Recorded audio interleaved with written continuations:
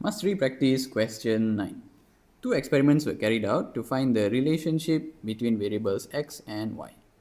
Both experiments showed that the relationship between x and y is accordance to this and this. Find the values of x and y.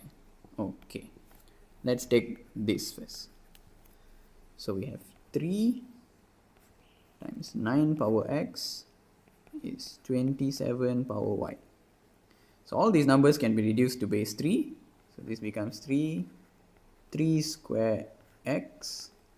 This is 3 cube times y. So this is 3 power 1. If 3 power 1 times 3 power 2x, we can write it like this. Times becomes plus 3y. So now we have both in base 3, so we can compare the powers. So we can say 1 plus 2x equals to 3y. Done. Okay, this will be our first equation. I write with this color. This is equation number 1. Okay, let's look at the second one. So we have log 2y, log 2y is 2 plus log 2x minus 2. So the logs, we can bring them together. Log 2y minus log 2x minus 2 equals to 2. And since we have minus here, we can simplify it to become divide.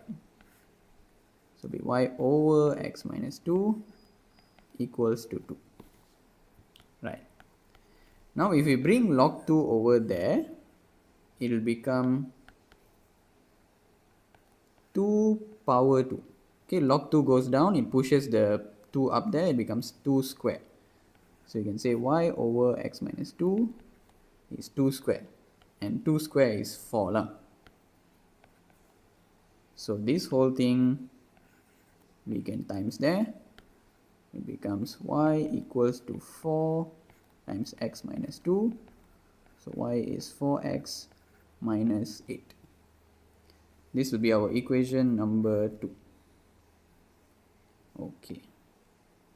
Now we can solve them simultaneously.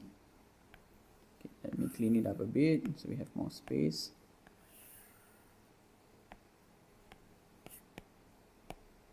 Our equation 1, equation 2.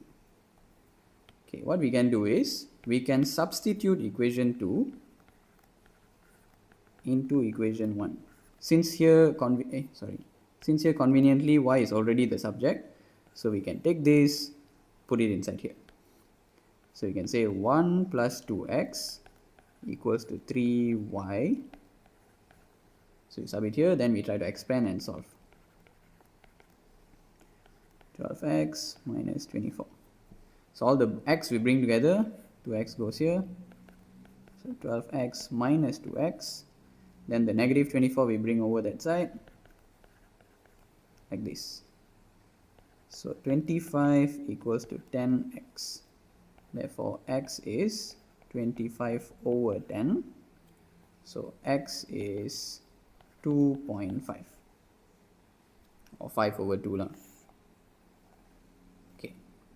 And then once we found x ready, we can sub x is 2.5 into our equation 2.